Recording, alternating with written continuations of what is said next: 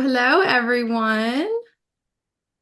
It's nice to see some smiling faces here today. Welcome to this live Q&A. We have a very special guest to talk Flash with us, Scott Josuweit of SMJ Photography, our resident Flash expert for Lancaster Photography School. Thank you so much, Scott, for being here with us today. Of course. Thanks for having me. And I love that every time I know that you'll pronounce the last name correctly. I mean, that's a task in itself. I mean, I don't expect people to, but it's always a welcome, like, oh, she said it correctly. So You're welcome.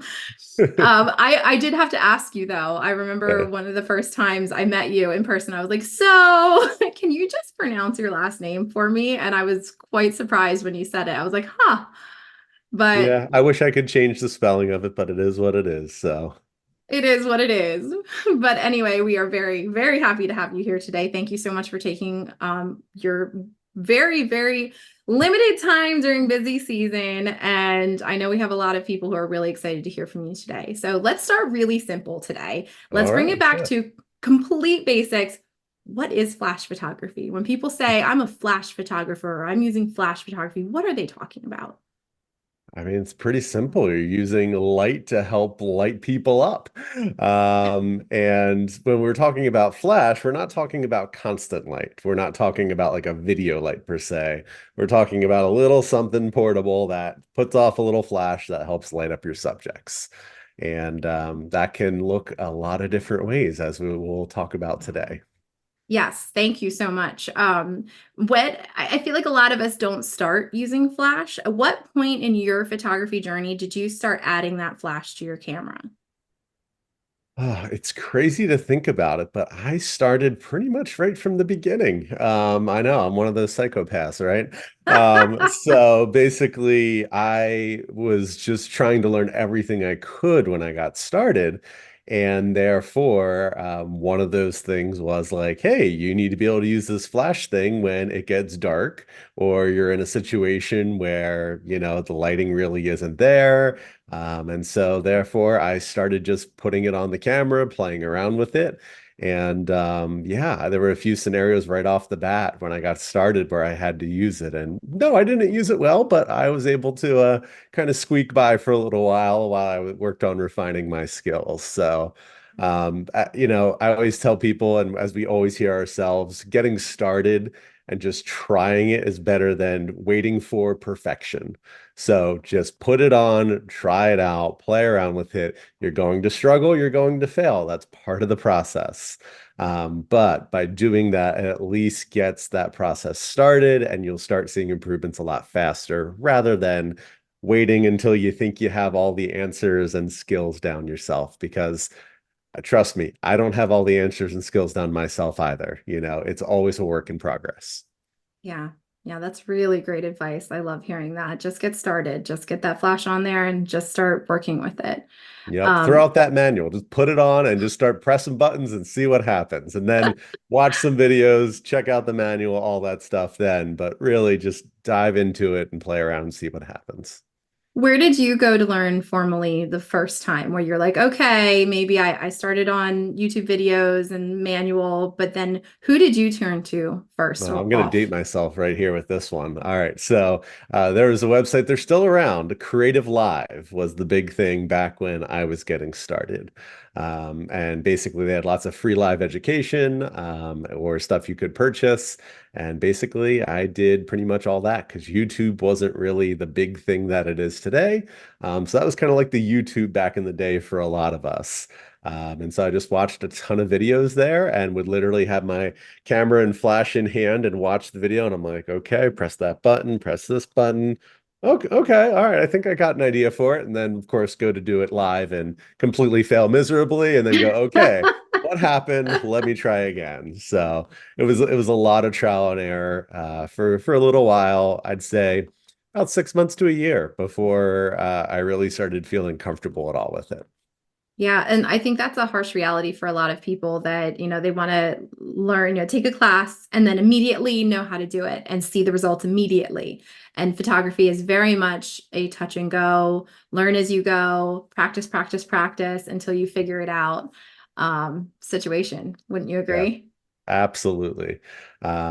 It's the more you do it, the better you get at it. Like people are just like, well, how do you get better? I'm like, you keep practicing.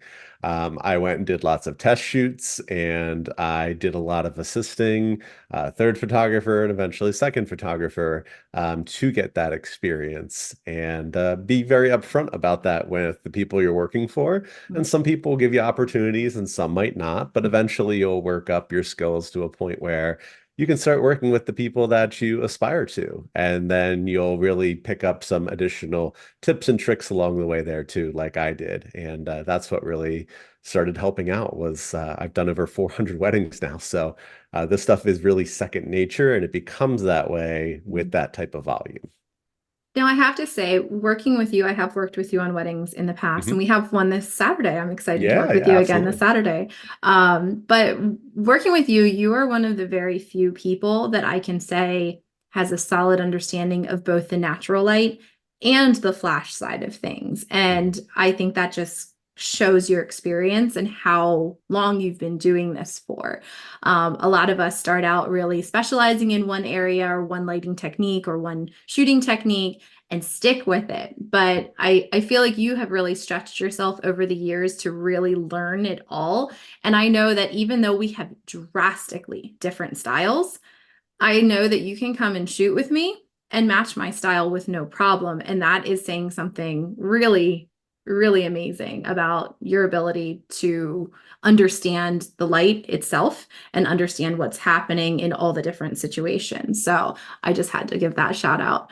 But Oh, how would thanks. you say, how long would you say it took you in your specific style that you showcase on your portfolio? How long would you say it took you to really get all of those techniques, those specialty lighting techniques? Like how far into your career, how long did it take you to get to that point? Yes, I was thinking about that, and I would say so. I literally picked up a camera for the first time in 2013, and then 2014 was when like I started experiencing my first wedding shoots, anything like that then. So keep in mind, I've been at this for a little over 10 years now. A decade. Um, yeah, I know, which is Yeah. like ancient in this industry, right?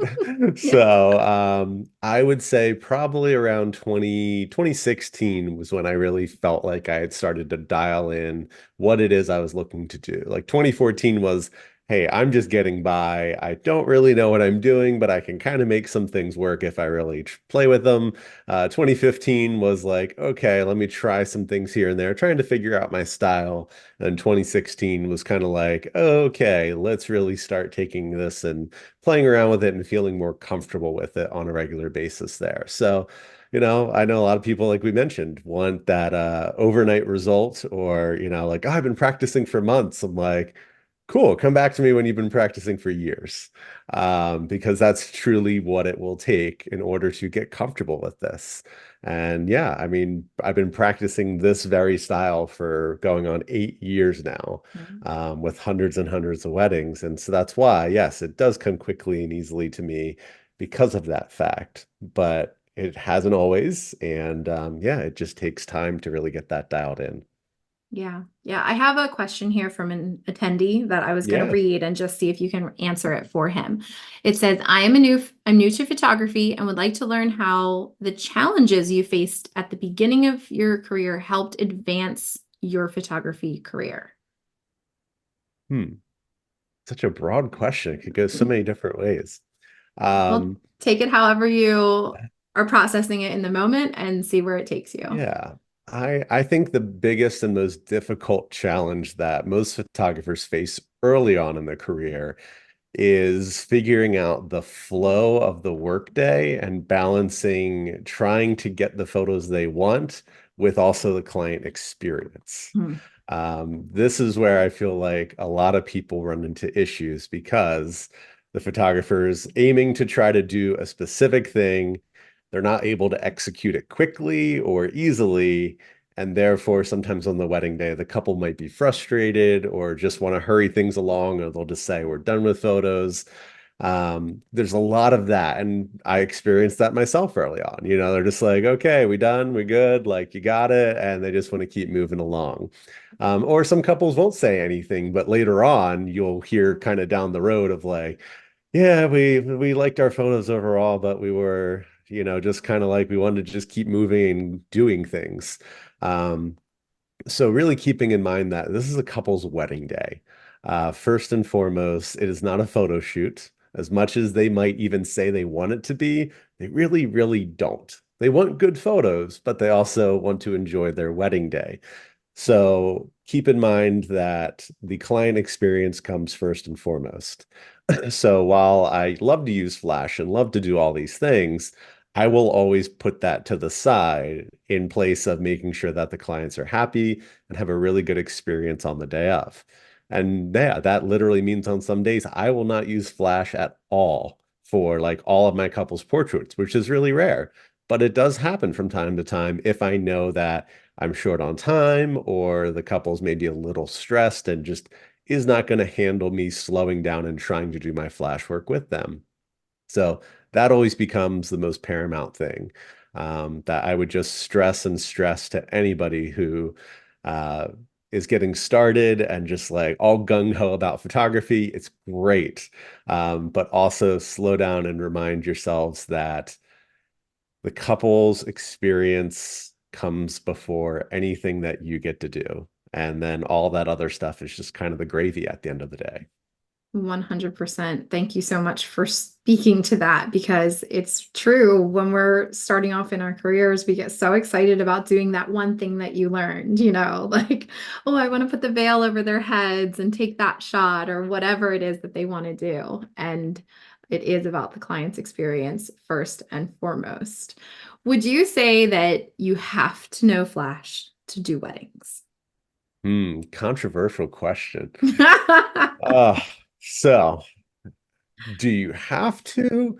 No. In my opinion, I think you're doing the couple a great disservice by not knowing Flash, though.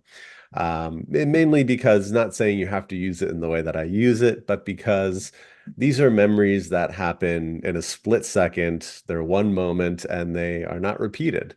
And therefore, if you don't know how to use Flash in this a certain situation, that happens and you miss that capturing that moment because of it, that's really doing your clients a disservice at the end of the day. And unfortunately, that's going to come back to usually bite you in the end there as well. So make sure that you're 100% comfortable doing whatever it is that you're doing. Make sure that your clients understand, if you truly don't want to use Flash, you have to make sure they understand that that is how you work. And that's going to come with some potential issues because they're not going to understand why they can't do something in a certain space at a certain time. Mhm. So can it be done? Absolutely. Do I think it's the best way or safest way to go about starting your business? Probably not. But it can be very simple. You can use on-camera flash. You can keep it very, very basic early on. Just being able to capture a moment. That's really what you need to be able to do at the end of the day. And if you could just give an instance, when would you say that you have to know how to use Flash? I feel like it's pretty obvious, but Yeah, yeah. I mean, obviously, receptions, dance floors, yeah. that when it gets dark and we all head inside, granted, there are some weddings that are all outdoors and all of that, but let's be real, at any point on a wedding day, typically you're going to reach a certain point where the sun goes down, we get to nighttime, and at that point, you're going to need a flash in order to see anything in the dark. No matter how much you want to push your camera, there are certain limits to them. I love to push high ISO myself sometimes, but there's also a specific limit, and that limit usually happens after sunset. Yeah.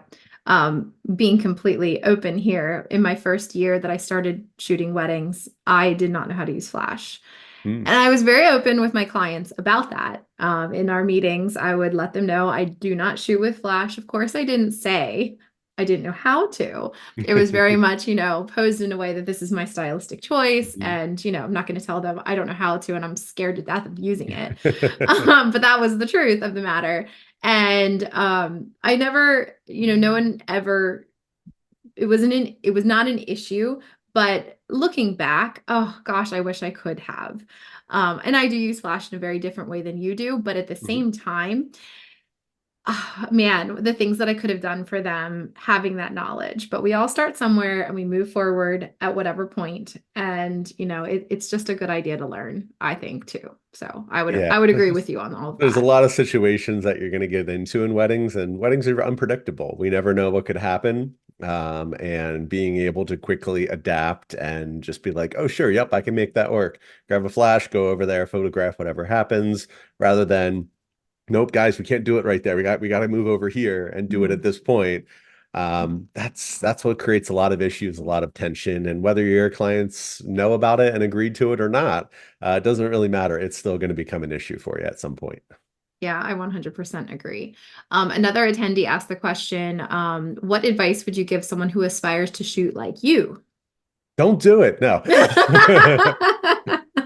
Um, but truthfully, in a way, I would actually, I'd caution a lot of people against necessarily going down my route first, because the thing is my style difficult to do? Yes and no. The most difficult part of it is that number one, it's very money intensive because there's a lot of flash gear involved. So This that's is the very first thing you true. have to Yes. consider. So there is that. Number two is that I always have assistants on my shoots. Therefore, that costs me additional money and time to have all of that together for each and every shoot that I do. Meaning I got to communicate with them. I have to go over the timeline with them. I have to pay them. I got to train them. There's a lot of additional steps involved with that. In addition to that, then on top of that is also the post-production. So like here's a big difference of like when Megan and I go to shoot a wedding, if she's shooting, with natural light for stuff, yes, of course she needs the correct exposure, white balance, skin tones, all of that stuff like we all do. But when flash is involved, there's a little bit of extra work typically.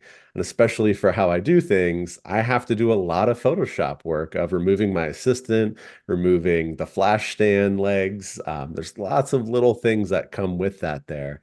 So it's very, very time intensive and labor intensive as well. So with that being said, if you're still on board after all of that there, um, the biggest thing is to really try to start as simple as you can. And this applies to any time you're trying to do Flash.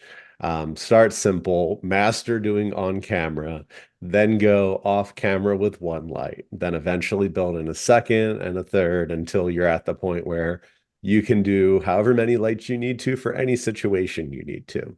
But really keep it simple. And truly, the big thing and difference between my style and, for example, like Megan's style is that I'm exposing for the highlights.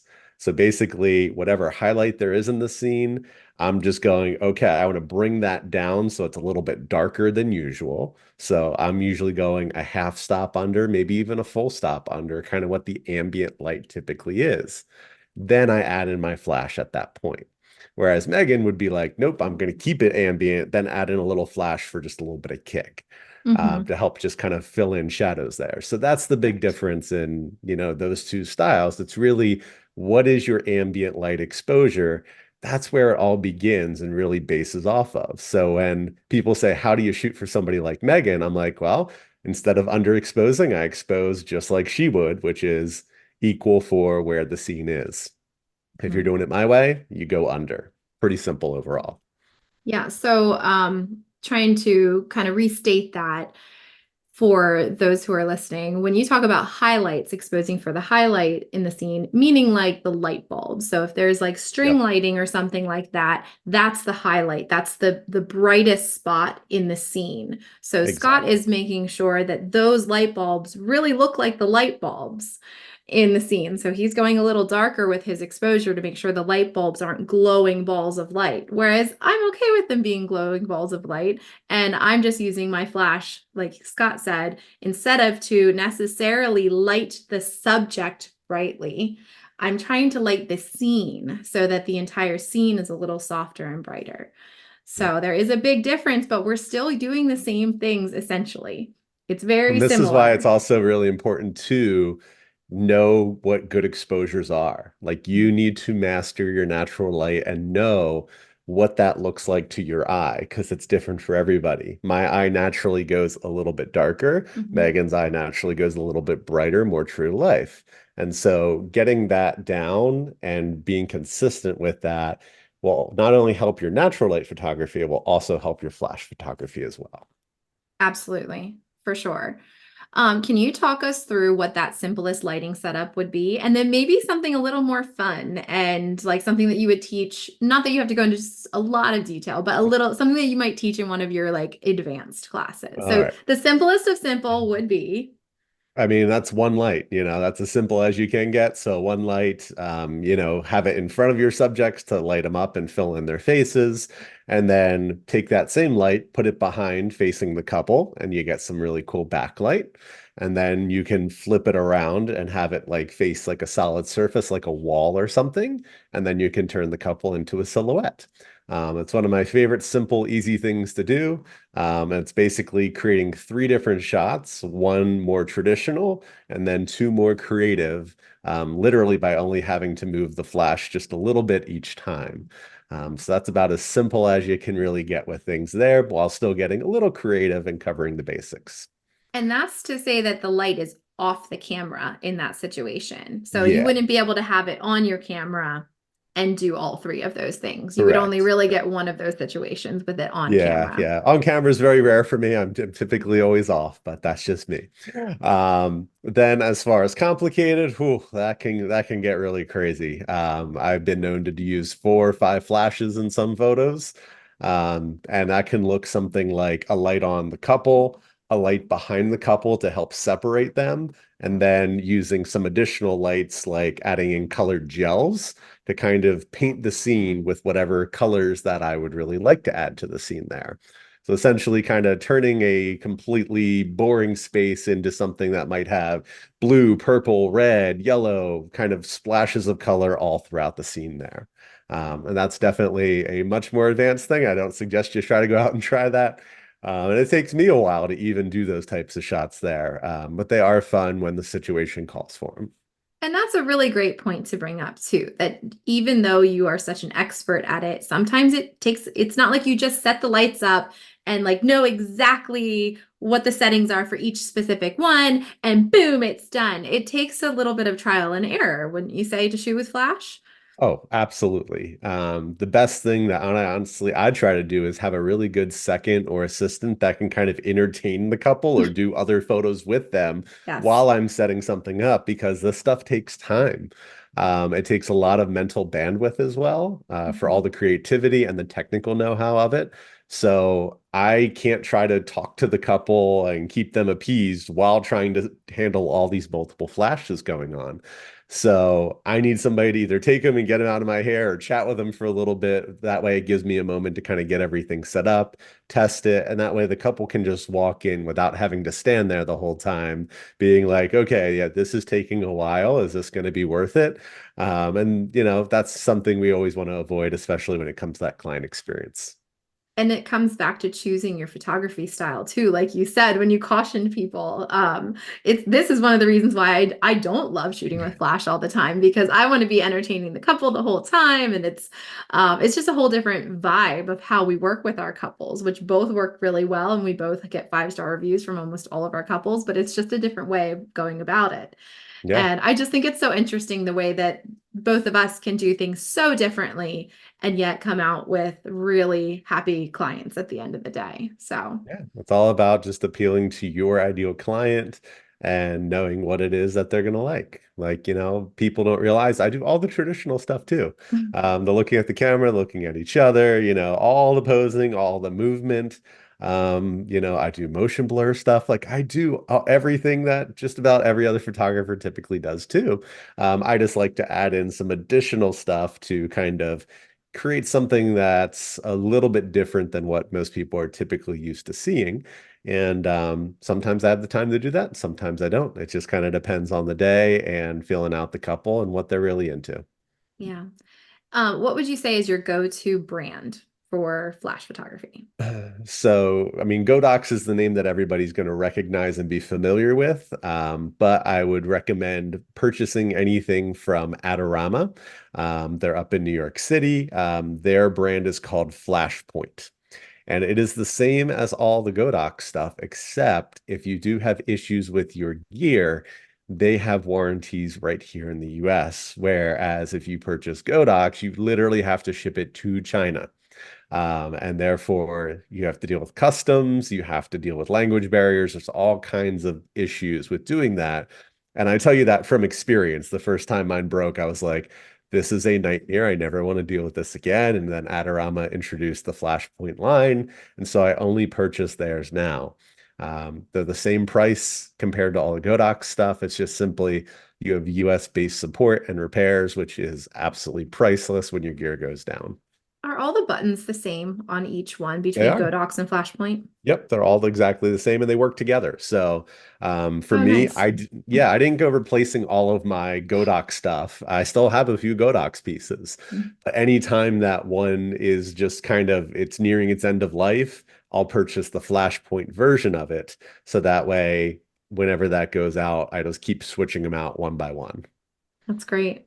And then you're also big in the mag mod series of like mag modifiers and things like that, right?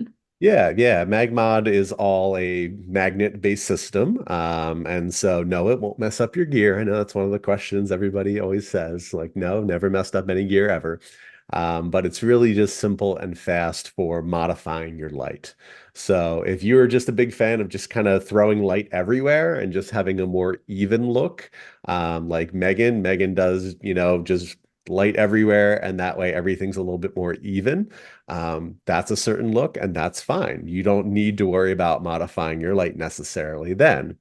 Now, if you're like me and want to really kind of spotlight things, that's where like the grids and all of those things can really come in handy for it. But there are little things for everybody there. There are certainly some things. I know Megan has some MagMod gear, And I that can love help it. out there. Yeah. So it can really be used for anybody. I always tell people try to focus on the basics of Flash first. And then as you start getting into, okay, well, now what can I really do with my light to kind of make it look different or be softer or change direction or anything like that? That's when you're going to want to start looking into modifiers like MagMod. Yes, definitely. Magmod changed my flash game. I finally, like you said, started by just using a flash as it was, angling it, bouncing it, and things like that, getting a feel for it. But once I started adding in some of their softening, it's the mag sphere that has really changed my life. It's the one that's like up and over. I don't love how it looks when you're shooting with it. It sticks up in the air and like I just feel like you can always see it. I'm really short, so that's how my second photographers find me in the crowd, and at the reception is like the mag sphere is up or the mag. It's the mag bounce. I'm sorry. The mag bounce is always like Yep. above my head. But it really definitely has changed the game. So you introduced me to some of Mhm. um, the newer pieces that MagMod had and to offer, and I really enjoy them. So thank you for that. Of course, of course. Yeah. Mainly the reason I got into MagMod was because it's fast. I will say there's not the cheapest gear out there. No, it's not. But as I tell everybody, you get what you pay for. We Hmm. all claim of like, hey, value my work. And it's like, well, value the gear that helps you create your work. Yeah. So yeah, it's not the cheapest stuff, but the main reason I use it is because it's fast. Yeah. Being able to literally take something, magnet right on, off, pull it on back and forth. That's really, really key. Because for me, I'm a very, very fast worker. I never want to have to slow down because my gear is causing issues or I'm trying to fumble around with it. And that's what I had to do for a while, Yeah. like when I had to use like the plastic gel sheets back in the day, Hmm. or, they had all these adapters and you had to like ratchet them on, or, I'd use rubber bands on stuff. Yes. And then whenever you're trying to transition to something else and change it out, you're left being like, oh, sorry, hold on, I got to do all this.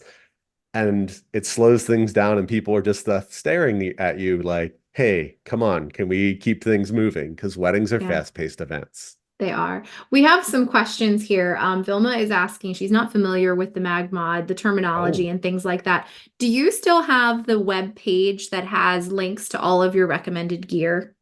yeah, yeah, I do still have that. We'll drop that. Well, I'll I'll drop it ask in the Scott chat there. another question. Unless you have it available that you can just drop it right away. I can always do that while you're answering the next question too. So we'll get that to you, Vilma. That way you can take a look. And Becca is asking, my question is similar. I have a really tricky ceremony space this weekend. Ceiling's too high to bounce, very dark, and a huge guest list. I struggle to light environments where people will be constantly moving and I will be shooting from different directions. I also am shooting solo, so I would like to have the safest light possible. Hmm. So, All right. suggestions for this situation. Too high to bounce, very dark, huge guest list. All right. So moving. So I'm assuming the situation is you're kind of candid capturing, walking through the crowd, wanting to be able to shoot over here, almost as they're milling around cocktail hour style, is I'm assuming the concern. Yeah. Let us know So, if we're wrong there, but yep, that's what I was taking it as too.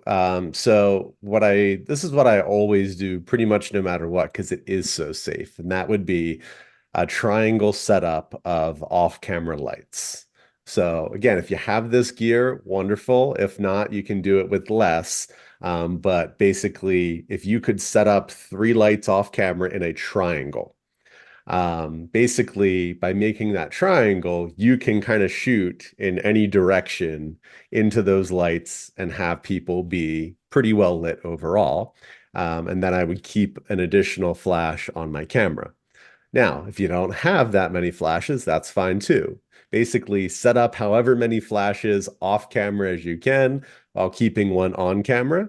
And that way you can kind of cover as much area as possible. Where if they're perfectly in your off camera lighting, then wonderful.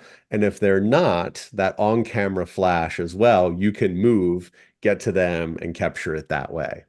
And if you only have one flash, well, then I guess you're going to be on camera and you're just going to have to move your feet a whole lot then. So basically, you can scale that up or down as much or as little as you want to, but I would always definitely keep a flash on camera for that flexibility. And then however many off camera you can do will help to add a little bit of a contrast, add a little bit of a more dynamic look rather than just that flat kind of just straightforward flash look. yeah, great. Thank you, Scott. Yep. Corey here is asking, so I'm a commercial photographer, but I do need to get more comfortable shooting flash for culinary workers. With that being said, if you're doing a wedding shoot indoors or outdoors, is there a process you both take where indoors in certain spaces, for example, you walk around with your light meter before everyone enters into a wedding venue, so you have a general idea of what your aperture should be, or does it truly take several test shots to get your lighting and everything down in a certain indoor area? And I think we both have pretty much the same process for getting ready for a wedding reception. So you go, and I'll let anyone know if I do something a little differently. Yeah. I mean, basically, at this point, when you've done as many as I have, I pretty much know my go-to settings 99% of the time. And I'll tell you, it's 1/200th, 2.8, ISO 1600. That's generally where I am for any indoor ceremony or reception. There are very Whereas few I'm places. going a little higher with my ISO and a little Yep. lower with my flash power. That's really the main difference. Yep. And so basically for me, that keeps it fairly moody, and makes it so that when I add a little bit of light, it kind of acts like that spotlight effect then. But yeah, basically I'm walking into a space, I'm setting my shutter to 1/200th so that way I'm within sync speed. I usually won't go too much lower than that, especially for ceremonies, because I just don't want too much movement. I don't want motion blur, and I know my hand's not always the steadiest at times, so I'd rather just stay at 1/200th. 2.8, because that's as fast as I usually like to use some zoom lenses for ceremonies and receptions to give me some variability and getting different focal lengths. And so that's as fast as those are going to go. And then, like I said, the 1600 is where I like it. For Megan, like she said, she's going to set hers a little bit higher. She could also drop her shutter a little bit if she felt comfortable doing that. So, basically those are going to be the foundations of it. And then once my ambient's set, it's just a matter of turning the flashes on, taking a few test shots with power to kind of see where does my power need to be for that space and kind of where all the main formalities are going to be happening. Yeah, and then Corey, I usually use my second photographer to stand, generally speaking, where the people are going to be, and I take a couple test shots of that person just to make sure I'm liking how bright the light is on them. Again, we're looking for different things, Scott and I, but at the same time, sure, we're taking test shots absolutely before things start. I do not use a light meter. Nope. Like Scott said, I feel like I don't know when you actually do use a light meter, but I've never used a light meter in my career ever. So Same. you do not really need a light meter. The light meter is built into your camera. So you should be Yep. able to meter at least the ambient light in your metering settings inside your camera. And then we're just adding the flash to it. So, Yeah, because the um, light meter is going to be very technical. And, I'm not saying technical is bad, but technical it's like clinical. You wouldn't mm, want to go to your doctor and they say, well, this is the way it has to be because this is what the book says. You'd hope that they would listen and be like, okay, well, we did try that. So I guess, let's try this instead this time and see if this actually works. So, it's the same way with weddings. And I do have some couples where they're like, hey, could you actually make the reception a little bit brighter because it just feels so dark in here? And okay, well, then I changed my settings based on that. So it's always a matter of feeling it out. And that's something that just definitely gets easier and better with time. And then we have another question I want to make sure we get to before we end here. I know I'm mindful of your time, Scott. It's a specific question that I'm not sure I know how to pronounce everything. So it's a specific gear question. It says, do you think a Colbar BP 45 centimeter Bowen softbox, I hope you know what that is because I do not, with a TT 520 is suitable for weddings, especially for use on dark skin tones? I don't know what that means at all, so throwing That's it a to very, you. very direct question there. Yes. I never heard of Colbar, of that brand in particular. And 45 centimeters, how big is that in inches? I know, Let's see. right? All right, so it's almost 18. So basically, it's a very, very small softbox. Okay. So the mag box that I use is a 24-inch one, and that's considered kind of the smaller standard size by most people. So an 18 is definitely on the small side. With that being said, I can't speak to it because I haven't used that particular size myself. But I would say if you're trying to light up two people, like a couple in particular, it might be okay for some indoor stuff. My guess is that you'd run into some potential issues with that softbox outdoors if you do try to use it outside. Simply because when it's that small, the light spread is not going to be very large. That's the thing you have to consider. Basically, the larger the softbox, the more the light spread will be. So an 18-inch softbox is going to have a very small spread. And so indoors, that could work just fine because you're not battling any harsh light. But if you are trying to use it outdoors for any photos, that would become very difficult there. So it's tough to say. It depends on the scenario of how you're using that there. The TT520, that's, I'm pretty sure, just a basic speed light, a basic flash. And so for all the indoor stuff, that's going to be just fine. Again, it's not going to be powerful enough if you do try to use it at all outdoors. So with that being said, I think you have a great option for covering yourself indoors in any type of darker environment. But if you are trying to use anything outdoors, I could see some potential issues with that there. And as far as the dark skin tones, that was an interesting little throw in there. Um, so I will say this, when it comes to lighting, especially if you have mixed race couples or if you have just people with very varying skin tones of any type like that, you have to be especially careful with your lighting, and you need to make sure that both people in the photo or all of the people are lit well equally. Because if one person's lit well and the other is not, and you try to bring up the exposure on one, but the other was perfect with flash, that's when you get these really kind of weird variations in color there. So if anything, you actually have to be a little bit more accurate with your flash use on those. And then the other thing could be you may need to consider using something like a gel, which would basically help color correct for the space, for skin tones, for anything like that there. So there are color correction gels you can sometimes use if you're in a certain environment. And let's say it's a very orange and warm environment, there's brown skin tones. They can become kind of muddied if you don't use the correct gels to help kind of balance the scene there. Gets really technical, and I wouldn't be able to tell you more without seeing the scene and all of that stuff there, but that's something that maybe you should consider looking into as well.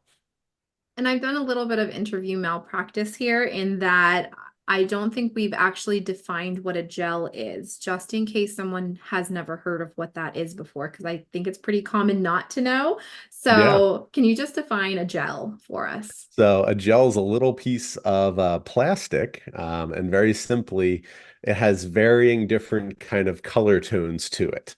And so most of them, we use what we call our CTO gels, that stands for color temperature orange. And basically, a full CTO means that it is full orange. A half CTO means that it is half translucent and half orange. And then a quarter CTO is one quarter orange with the rest being transparent there. So, meaning as you keep getting down in those cuts, it becomes easier to see through the gel there. So, it adds less orange compared to like the full CTO, for example. And the amount to use really varies based on the environments that you're in.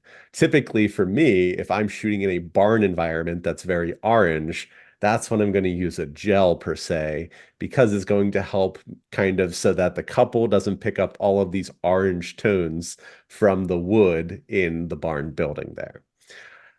They can also be used to shift colors in all different ways, and that's a whole different talk for another day there. But in short, gels are something when you run into challenging lighting situations or very orange venues with all kinds of dark, moody lighting, or lots of orange color like barns. It's going to help kind of separate and make sure that your subject's skin tones look correct compared to the background. Basically, we don't want your subjects looking like Oompa Loompas or Smurfs, because we can't control that part. We can, it just you have to use something called a gel to help kind of control that a little bit more. Yeah, thank you, Scott. And it's a really technical thing to talk through, and it's part of the classes that you teach. So that would be a good place to get a really specific and more thorough explanation of gels and how and when to use them with some examples of pictures, which I think is really powerful. Yeah, But yep. There's examples in the Lancaster photography school class I did that'll show you here's one with a quarter CTO gel, here's one mhm, without, and you can literally see the color tone shifting back and forth between the two. yeah. So hopefully I know that has helped quite a few people, and they were like, I had no idea that that's what it did. Yes, yes, that is such a powerful aha moment for so many people. One more question from questions that have been previously submitted. So I just wanted to make sure we get to this before we talk about anything else. You already kind of answered the first half is how difficult is the editing process of photos taken with Flash? And then can you get it right straight out of camera, or do you need a ton of editing afterwards? Does it depend on the style of the photographer? So you already got into it a little bit, but let's maybe go a little deeper for this one question. Yeah. I mean, is the additional editing necessary? Like, no, that's entirely, your choice with how you do things and how OCD you are. And yeah, let's just say I'm very OCD, very. So therefore, like I'm usually doing a lot because it can get very tricky. So for example, a lot of people who are doing off-camera flash for the first time, they often get what is called raccoon eyes. That's Mhm. where we get those dark circles in people's eyes, and like the whole face will be well lit, but we have these dark circles underneath their eyes. And so that happens because the angle of the flash wasn't quite right. And granted, you can fix it, but that means you're going to have to use a brush in Lightroom or Photoshop, and you're going to have to dodge up all those areas for each and every person. And obviously, if you do that for multiple photos, that starts to add up rather quickly. So, do you have to do tons of editing? No, you don't have to. But I will say overall, you're going to have to do more editing with Flash work in general, because there's going to be a hot spot that hits the couple no matter what, every single time you use Flash. No matter how much you try to soften the light, there is going to be a spot that is a little bit brighter than others. And there's also going to be some fall off, which means there's going to be some areas that are darker than others.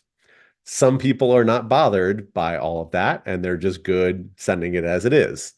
For myself, like I said, I'm a little OCD, and therefore I like to dodge and burn everything to try to make it as nice and perfect as evenly as possible. So, can it be done? Yes. It's just a matter of up to you. But of course, I try to get as close as I can in camera. But it's also a wedding day. So I also have to keep in mind of the amount of time I want to spend trying to perfect something that would maybe take me 5 seconds to fix later. Mm. So it really depends and varies. And there are some days where I know I'm like, all right, I'm just going to be a little bit off today and I'm going to have to deal with this later, because maybe my assistant's struggling that day. I'm also at the whim of the help I have or how much time I have to personally set up stands, move things around, and all of that. So there's a lot of different factors. Um, if I have a great assistant, I can usually significantly reduce the amount of editing I have to do. And thankfully, I do have a lot of good ones. But overall, I would say you're definitely going to be doing a little bit more editing if you're using Flash due to the fact that, it's an extra thing in the scene that in addition to worrying about all the natural light, you also now have to worry about how that Flash looks. Yeah, that's a great answer to the question. Thank you, Scott. Yep. I want to finish up this interview with how in the world does someone go about learning all of this stuff? Because we're touching on things here. We're kind of skimming the surface of a lot of things and a lot of technicalities. And I know that it's a lot. Learning Flash is a lot. So, how does one go about dipping their toe in all the way through to, those years later where you are perfecting these really cool techniques with all the lights that you're talking about? Like, how does one go through this process? Well, you sign up for Lancaster Photography School, and then you take Flash 101. Yes, Uh, that is a great place to start. shameless plug, right? Thank you. Um, Yes. but really, so first things first is, I mean, you got to learn the basics and have a strong foundation. I do have, what was that, like 3 hours in Hmm. the membership there. Yeah. So there's a course in there for that, and obviously there's also lots of free stuff online. As I always tell everybody, though, it's tough to know who actually knows what they're doing and who doesn't. And It's if hard you to put it all go, together too. Like it's you get yeah. this, then you get that, and how do they work together? That's tough. Yeah. And I hate to say it, but there are also a lot of educators who are wonderful, but they're also sponsored by certain companies. Oh, this is And very true. therefore, the advice they're given is might be good for certain people, it might be bad for others. Some people, for example, there's a company called Photo. They make wonderful products. They're very, very expensive. And so if you go watch a video from one of their ambassadors, they're going to say, you should get this flash. Well, that flash is about 3 or 4 times more expensive than any other flash on the market. And if you don't know that, all of a sudden you're out $1,000 for one single flash. And then you go talk to somebody else and they're like, oh yeah, I bought this for 200 bucks. It works great. And you're like, what the heck? So take everything with a grain of salt out there. Do your research. But really, you have to watch, but most importantly, you have to practice. Now, this does not mean practicing on your clients. I cannot stress that enough. Your clients are not your practice toys, okay? Like, you need to practice on your family, on your friends, on doing a free shoot. Literally, when I got started, I was like, hey guys, I'm looking to try out some new techniques, new skills, and therefore I'm going to offer the session for free. If you want to donate anything, wonderful. And then go ahead and do that. Or I would do the whole shoot as it would be normally, charge for it, and then say at the end, hey, would you mind just giving me a few minutes to try out something new? Hmm. Can't guarantee it's going to work, but I just want to try out something new. I've been really eager to try it out. And that way they know that, hey, this is just extra. If it works out, great. If it doesn't, nothing but a few minutes has been lost. And there's So no be pressure to deliver too. If they didn't turn out exactly. and you're not happy with the result, there's no pressure. Yeah. So be really, really clear about all that. But really, practice is the key. In between 2015, 16, and 17, I probably second shot 150 weddings. Like, I'm not saying you have to go that crazy, but volume definitely helps. And when you're thrown into scenarios constantly, you're going to find a way to figure it out and start, as you keep ramping up and getting better at it. Yes. Would you say that? So I know a lot of people second shoot for the experience shooting, but then they don't necessarily go and edit those pictures. I think it's Mhm. really important to make sure that you're forcing yourself to edit the pictures you took while second shooting too, just Yes. because it's a whole different thing between shooting the pictures and then making them into this final product that we are trying Mhm. to deliver at the end of the day. So you'll learn a lot from editing the pictures you took. Yeah. And so like I would edit the photos and I would then, if the photographer allowed, again, this is where do your due diligence. If they allow you to share, I wouldn't post on like my Instagram page, but like I would share it on my Facebook profile and just be like, hey, here's what I was up to this past weekend or something like that there. Hey, I was shooting for this person. Here's a few photos I made, just so people kept seeing my work. And also I had to edit it and to show it off then. And therefore, after a while, people were like, oh, like you're getting better. Like, and people notice and will give you some feedback too. And I had some people who were just like, hey, like a little tip for doing this here. And I was like, oh, I had no idea. Great. So it's a great way to get those conversations started as well with all of that. Um, but really, it's practice, practice, practice. Learn, but also go out and execute on these different techniques. And then the next best thing is to do in-person learning. That's really where the practice needs to happen. So try doing it at a workshop or something like that first, or on some type of practice shoot, things like that. I know I'm going to be ramping up doing some more in-person, like small workshops for just, hey, you want to practice Flash a little bit? Let's just go practice a little bit without any of the pressure. Here's a couple, let's play around. So stuff like that is what I really tell people. Try to get out there and do that and practice in those scenarios. And that way, when it comes time, when all the pressure's on and it's a big moment, you can actually deliver then.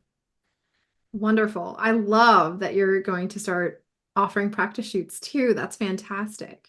Yeah, I did a few last year and they were great and a lot of fun. So I definitely want to get back into doing that a little bit more.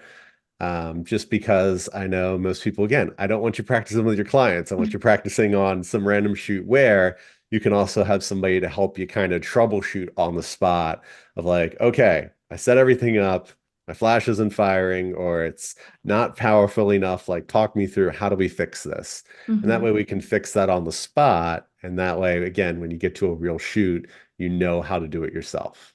Yeah, that's really great. Through Lancaster Photography School, we offer natural light practice shoots, Mhm. but this is really cool that you're offering that for Flash as well. So, when you get these opportunities up and running, make sure you send them to us so we can share them for everyone as Of well. course, absolutely. And maybe we'll have a little special for LPS members. I don't know. We'll see. Ooh, that would be fun.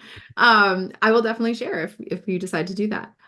Do you have any workshops coming up teaching wise, like 201 or am I saying that correctly? 101, Yep, yep. 201, 101, 301, anything 201, like that? 301. Yeah. So, nothing in stone yet. There will be more coming soon, because I know that, yeah, the demand, my wait list is quite long at this point, which I'm very honored by. It's a little overwhelming at times to look at it and be like, oh gosh, there's 100+ people on the wait list. So no, there will be more coming soon. So in short, there's 101, which is what I do in conjunction with Megan, and LPS, which is basically, hey, you just got a flash. Let's go right from the very beginning to getting it operational and even off the camera a little bit. And then 201 is basically for people who have been at it for a little while and you have the basics of it down, but you kind of want to start playing around and experimenting a little bit more. And then 301 is for the real crazy people who want to use 4 or 5 flashes, and do all kinds of wild stuff with gels and colors and all that stuff then. So there's a little something for everybody, and there'll definitely be some workshop opportunities coming up, which I know Megan always shares out about. Yeah, absolutely. We love to support everything you do. We love everything about your education. So we're here to support you. Before I let you go, is there anything that we didn't talk about today? Any places I didn't take you that you wanted to go, or things you wanted to share with this group here today, and everybody on YouTube who will watch this later that we didn't talk about? Oh, good question. I'm like, I don't really think there is. When it comes to all this Flash stuff, it's basically, I always tell people, find somebody you admire and follow and try to learn from them. And whether it's me or whether it's somebody else, that's really what I try to dial into. And then find people who would be willing to also help me along in my journey. So, for example, the I worked with two photographers who let me second shoot a lot early on in my career for them. Now, granted, I was at a certain point with my skills where I could cover the basics, do basic off-camera flash, nothing crazy at all, but the very basics I could do. And from there, they really helped kind of nurture me, show me little tricks along the way and things like that. So try to find people that you really get along with well personally and professionally, and that maybe can help you out along your journey a little bit. The other thing is with that, some photographers are going to be willing to do that, and then others will not. Yes. And don't be hurt when people say no. I will tell you straight up, I'm one of those people who will tell you no. And it's because I'm at a point in my career where I don't have the space in order to do that. And I don't want to do that personally. I do that through all of my workshops, through working with people one-on-one, I all was of going that to other say, stuff you've then. created a space just like we have through, our coaching. You have your Yep. coaching. There's a space available to come and ask those questions. So, Yeah. But basically, yeah, find people that you get along with, work with them, and be willing to grow. Be willing to do work where maybe you wouldn't necessarily want to do it, but it's an opportunity. So, like when I really wanted to learn from certain people, I'd be like, hey, could I be a third shooter? Could I be your assistant? Could I come shadow you for a day for free? Because I wanted to learn from those people so badly. And I did. I learned a ton from just being able to watch other people at work. And so again, some people will allow you to do that, some won't. But a lot of people are like, well, I want to be paid for that. And sometimes you will, but sometimes you won't. Being able to access, somebody like myself or Megan on a wedding day, like that's a rare feat to be able to get because of the limited number of weddings we do, the clientele we work with, and all of that stuff. So if you do get any opportunities and you're just like, I don't know, I'm not saying work for free, but I am saying consider every opportunity and not just the amount of money you will get for it, but the potential experience that could come from that and the skills you could learn along the way as well. And yes. so, yeah, just take every opportunity you can. You never know what you'll like, what you won't like until you actually try it out. Because I know tried a lot of stuff early on. It was like, nope, that's not for me. Like families, I was like, nope, I'm not going to shoot families.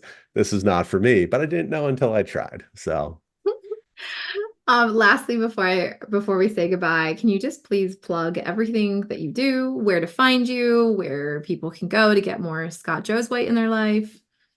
oh man. Well, I'm literally in the middle of a complete website revamp, so don't take the website for what it is right now. It's not what every photographer says, right? Like, Right? oh, we're in the middle of redoing. Yeah. Don't go look Yeah. now. I dropped it in the chat, so it's just scottjoswhite.com. So that's in there. There's all kinds of links for everything there. And then same exact thing. It's just my full name, Scott Joswhite on Instagram. That's where you can catch up on all the educational stuff. And if you just want to see my work that I'm sharing out for clients and some educational stuff mixed in, SMJ Photo is the main Instagram for the photography business. Great. Thank you so much, Scott, for your time and for being Of here with us course. and everything you do for the photography community. We really appreciate you. And if anybody is interested in more information on Lancaster Photography School, lancasterphotographyschool.com will get you whatever you need to know. So thanks, everyone. I hope you have a great rest of your day and hopefully we'll see you around. Thanks so Bye. much.